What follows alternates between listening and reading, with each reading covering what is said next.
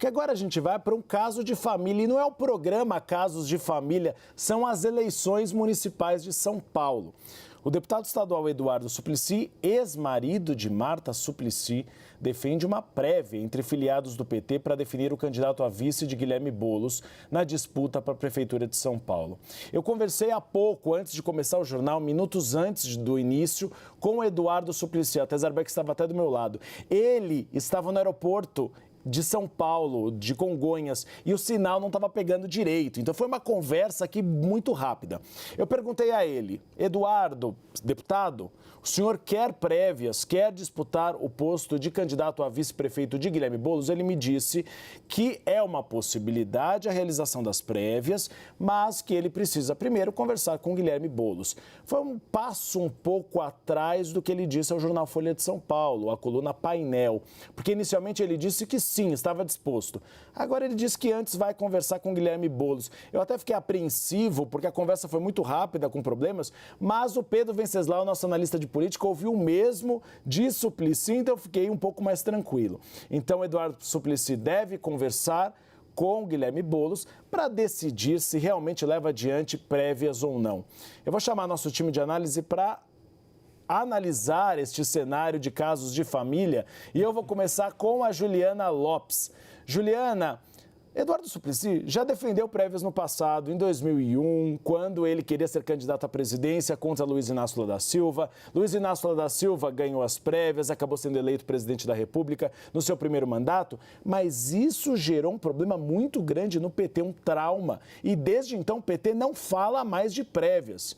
É o caso de não falar mais desse assunto? Não falar mais nesse assunto, Uribe. Conversei ali com algumas pessoas do diretório, eles me dizem o seguinte: olha, a gente não fez prévias nem para decidir sobre essa candidatura própria, que foi, né, houve ali um recuo em relação a isso. Não faz nenhum sentido nesse momento fazer uma prévia para analisar esse cargo de vice. Então, assim, o entendimento dentro do diretório é que sim, quem quiser, quem é filiado, quem faz parte do partido, né, e Eduardo Suplicy é um quadro antigo do partido, precisa ser ouvido, pode pedir ali que seja uma medida democrática, isso não tem problema, mas não faz sentido nesse momento. Por quê? Porque o PT recuou da candidatura própria, vai apoiar de Boulos e já está decidido que fica ali com a vice e faz parte desse acordo uma costura interna dentro do partido para essa escolha. Então, assim, há essa possibilidade? Há essa possibilidade, mas a chance é muito pequena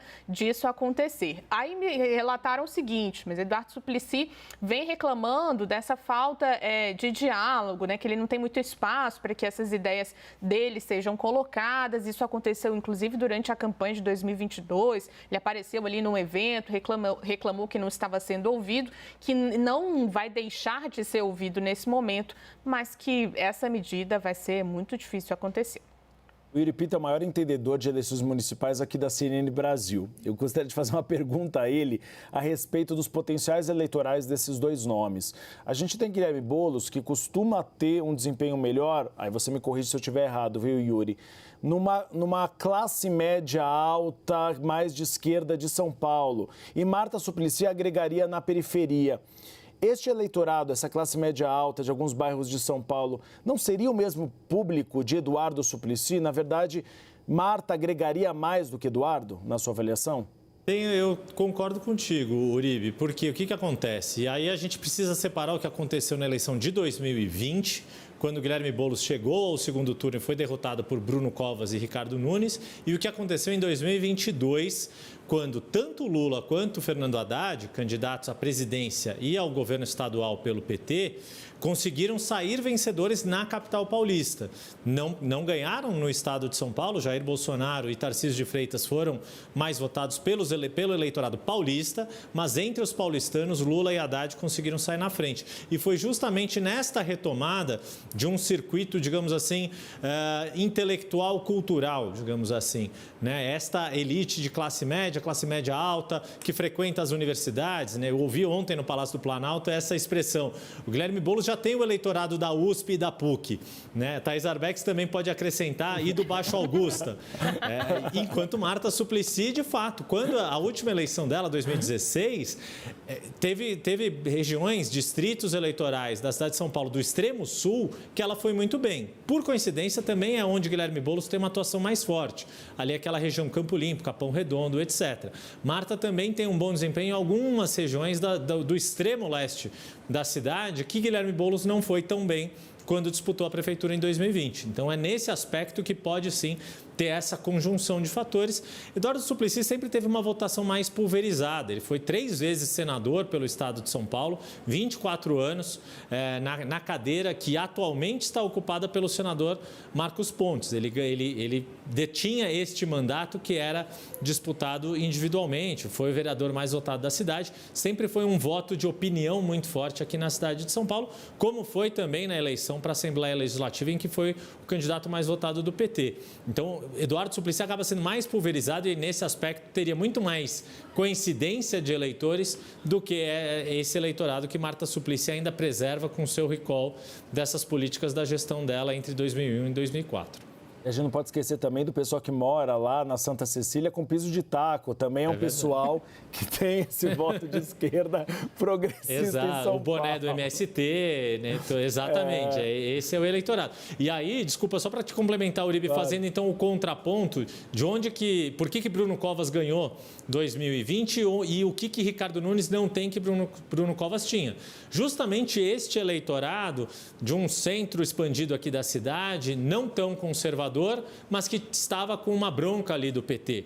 E este é um eleitorado que é mais volátil, digamos assim. Aquele eleitorado mais tradicional da Zona Norte daqui da cidade de São Paulo, dos bairros mais tradicionais da Zona Leste, muito provavelmente esse eleitor vai seguir com o Ricardo Nunes, porque tem uma versão muito forte ao PT, ao PSOL, à esquerda, e foi o eleitorado que também deu votos para Tarcísio de Freitas e para Jair Bolsonaro.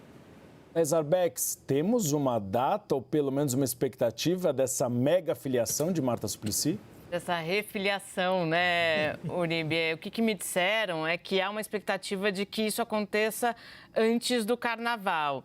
O Carnaval começa no dia 10 de fevereiro, então a gente tem uma expectativa de que esse evento possa acontecer antes. Posso dar um pitaco no que pesa também no ingresso de Marta Suplicy nessa chapa? Ponto 1, que vocês estão tratando aí sobre Eduardo Suplicy, o que está na nossa tarja. Muito dificilmente esse cenário muda porque a ideia foi sacramentada e abençoada pelo presidente Luiz Inácio Lula da Silva. Então, uma ideia que surge a partir do gabinete de Lula muito dificilmente muda, vídeo que aconteceu com a própria Marta em 2012, quando Lula decidiu que o candidato era Fernando Haddad a prefeito de São Paulo.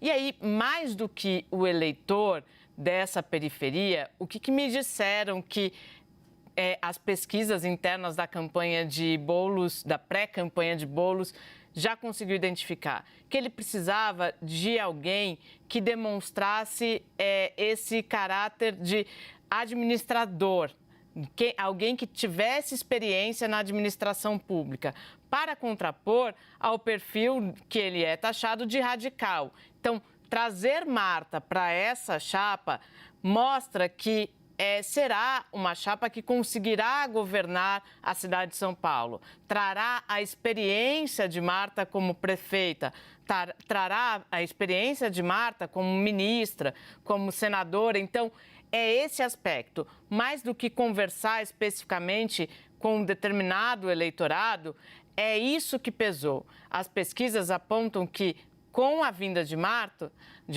a chapa ganha uma robustez do ponto de vista de experiência administrativa. Achei esse ponto bastante interessante, Uribe. Justamente porque as pesquisas de imagem de Guilherme Boulos, que me disseram, integrantes do PSOL, mostram que o fato dele usar, por exemplo, terno, a gente já falou isso aqui, isso muda muito a avaliação em relação a ele, se mostrar um homem mais sério e etc. E a experiência dele aqui no Congresso Nacional ajudou bastante nesse sentido. Então teremos, segundo a informação de Thaís Arbex, o bloco Marta Boulos saindo no carnaval deste ano com a refiliação dela ao PT antes. Muito obrigado, nosso time de análise.